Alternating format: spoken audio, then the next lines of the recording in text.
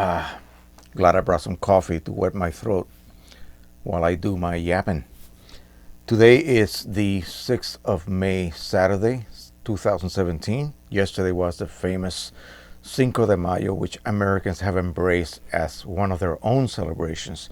And lucky for them, it was on a Friday, so they could drink and drink and drink. Probably stayed out all night drinking. They don't have to worry about having to go to work today, hopefully.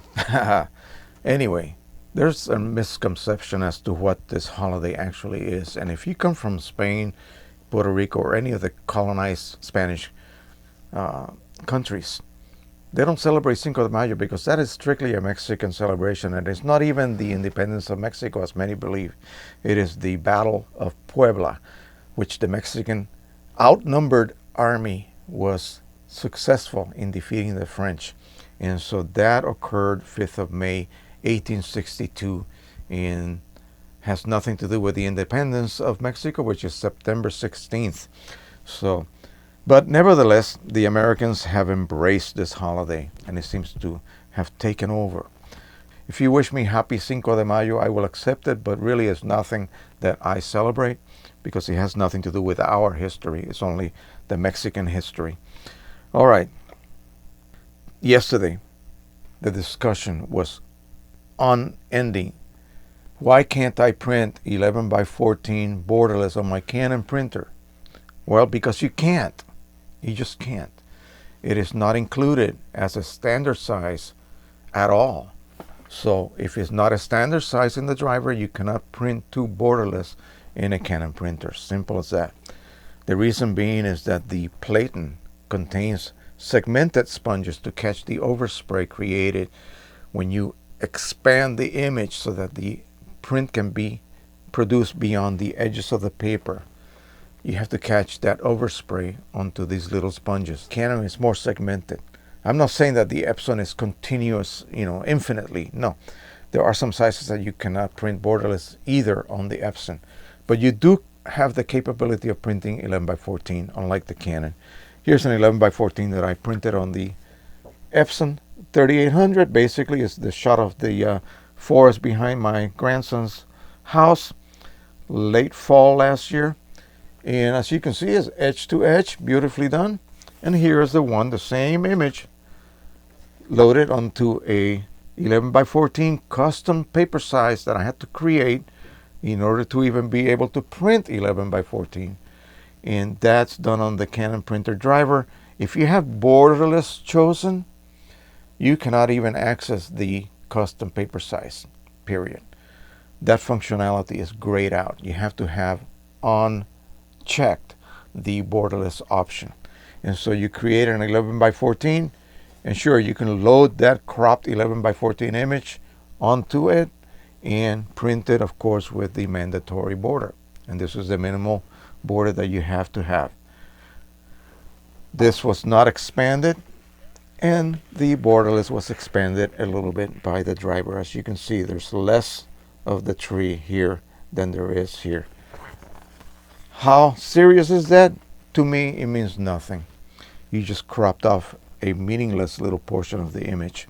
So if you are true out of your mind purist that you have to have every pixel, then of course you should never consider printing borderless, because it's going to lose between 3, 4, 5, 6% of your actual image. The edges are going to be expanded in order to be printed borderless.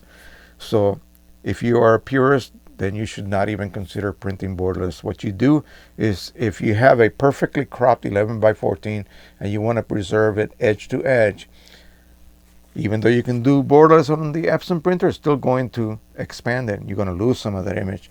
So print it onto a 13x19 sheet of paper, perfectly centered, 11x14 in a 13x19, and then you cut off the borders. You cut off the extraneous white paper, and you will end up with a perfectly cut edge to edge. You might accidentally cut off a row of pixels though, because it is that. If you're that much of a purist, you might want to consider being very careful when you trim it off. But anyway, that's the only way you can do that, and there's really no other way. And they have built in these safeguards in these printers because people demanded borderless printing capabilities on these inkjet printers. And so the manufacturers, the designers, the engineers came up with these types of overspray catchers. In other words, the little sponges that are located on the platen.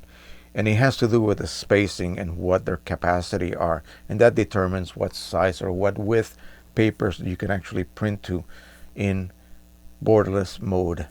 All right, that is it. I do not print borderless. I don't like it.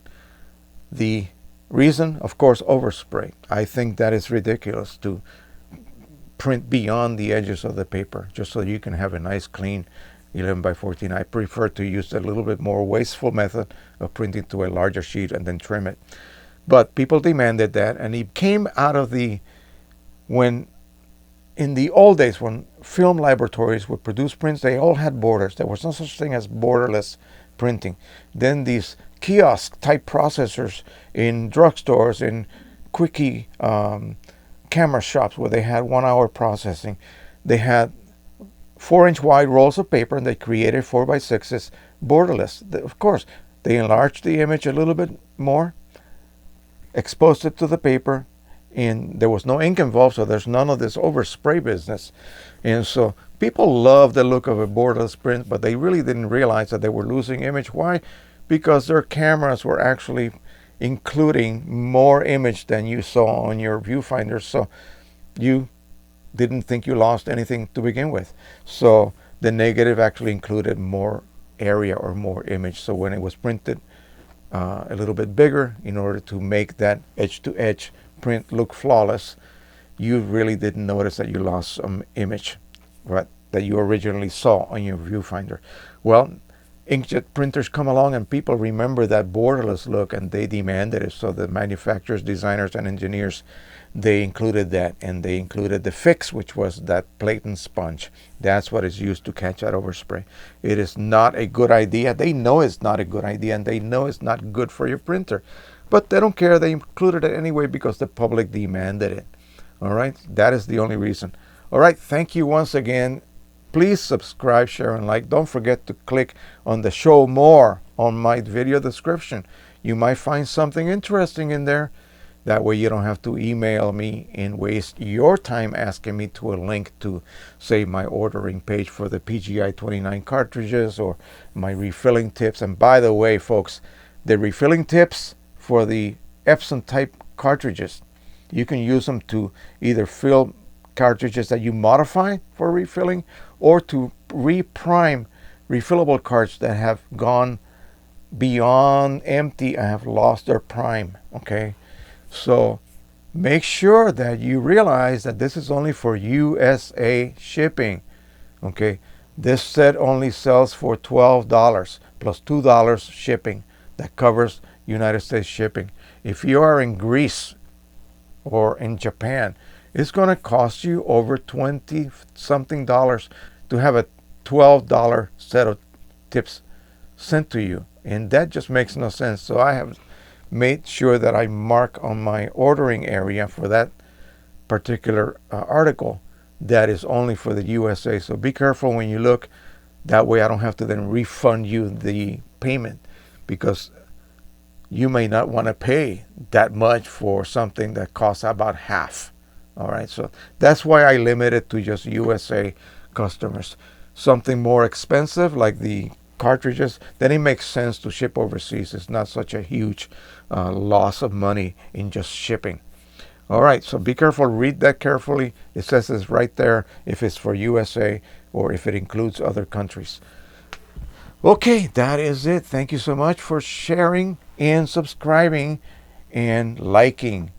And the guy who always hits me with a dislike, thank you also as well. You're helping me actually. If you don't even know you're doing it, you're actually helping the channel. So keep on liking my videos. See you later. Bye-bye. Oh, happy printing, everybody.